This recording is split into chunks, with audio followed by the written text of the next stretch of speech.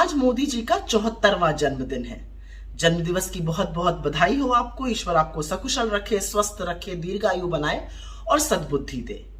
पर अपने ही बनाए हुए नियम के अनुसार मोदी जी अगले साल 17 सितंबर 2025 को तो आप 75 साल के हो जाइएगा, और जैसे आपने बाकियों को मार्गदर्शक मंडल में भेजा, आप भी वहां चले जाइएगा। तो संभवतः प्रधानमंत्री पद पर रहते हुए अब आपके पास एक ही साल है। इस एक साल में लोगों का भला कीजिए, उनकी सुध लीजिए, उस जनता की सुध लीजिए जिसके बारे में आप सोचते ही नहीं है। वरना क्या अच्छा लगता है कि पंडित नेहरू का जन्मदिन बाल दिवस के रूप में, मौलाना आजाद का जन्मदिन शिक्षा दिवस के रूप में, डॉक्टर अंबेडकर का जन्मदिन समानता दिवस के रूप में, चौधरी चरण सिंह का जन्मदिन किसान दिवस के रूप में, और डॉक्टर कलाम का जन्मदिन राष्ट्रीय छात्र दिवस के रूप में मनाया जाए, और आपका जन्मदिन इस देश की युवा बेरोजगार दिवस के रूप में मनाए। तो सुध लीजिए जनता की, उनका भला कीजिए, वरना ऐसे ही याद किए जाएंगे बेरोजगार दिवस वाले चचा। आज मोदी जी का 74वां जन्मदिन है। जन्मदिवस की बहुत बहुत बधाई हो आपको। ईश्वर आपको सकुशल रखे, स्वस्थ रखे, दीर्घायु बनाए और सद्बुद्धि दे। पर अपने ही बनाए हुए नियम के अनुसार मोदी जी अगले साल 17 सितंबर 2025 को तो आप 75 साल के हो जाइएगा, और जैसे आपने बाकियों को मार्गदर्शक मंडल में भेजा, आप भी वहां चले जाइएगा। तो संभवतः प्रधानमंत्री पद पर रहते हुए अब आपके पास एक ही साल है।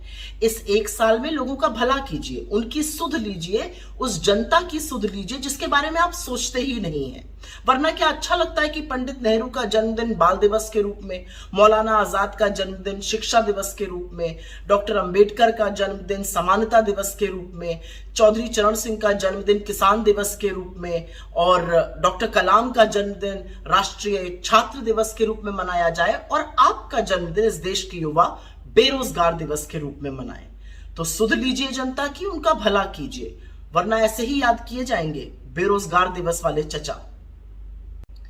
आज मोदी जी का 74वां जन्मदिन है। जन्मदिवस की बहुत बहुत बधाई हो आपको। ईश्वर आपको सकुशल रखे, स्वस्थ रखे, दीर्घायु बनाए और सद्बुद्धि दे।